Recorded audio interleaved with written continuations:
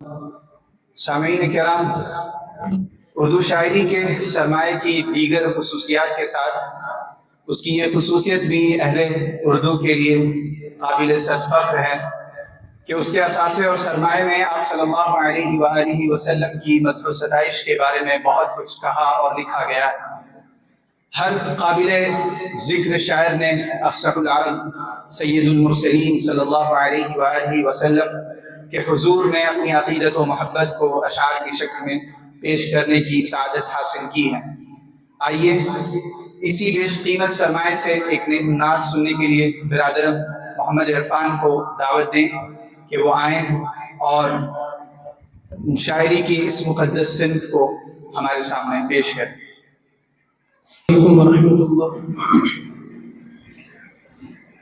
خاک کا یہ ذرہ ذکر محو شاں کیسے کرے، عشق کے راز نہاں کو وہ عیاں کیسے کرے،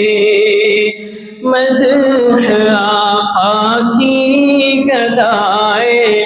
بے نشاں کیسے کرے، مشک سے دھوئے زباں کو پھر بیاں ایسے کرے، پوشت بے غم بعشوا ترک نازک پہ کرے،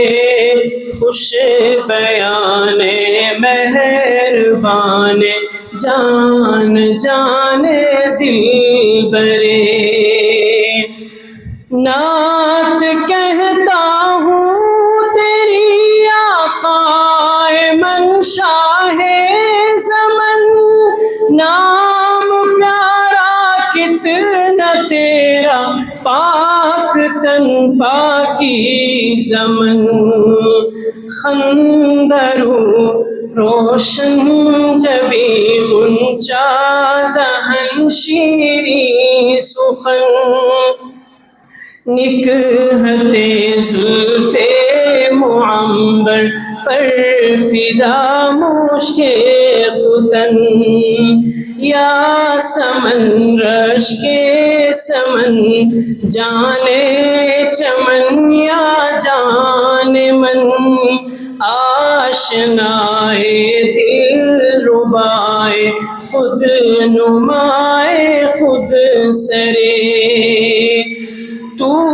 ہے بہرے بے قرار میں ذرا سی آب جو، تو ہے بہرے بے قرار میں ذرا سی آب جو، اے سراپا نور تو ہے دو جہاں کی آبرو، مرحبا صلی علی جانے جہان رنگ و بو، قیصریت تیری آمد سے ہوئی ہے زرد رو، کفر سوزے دل فروزے خوب رو آہستہ خو، پاک دین پاک بین خوش طرز ہر خوش ترے، اختر تابا کہوں یا پھر میں کامل تجھے،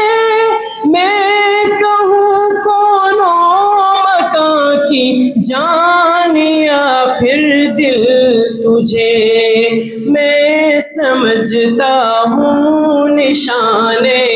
جادہ و منزل تجھے، دل کھینچے بے ساختہ وہ ہے ہنسی کامل تجھے، بے قرارم اشک بارم سخت زارم میں عزیز، بے قرارم اشک بارم سخت رخسارم ہے عزیز دل برد جاں آورد ہر دم بطرز دیگرے.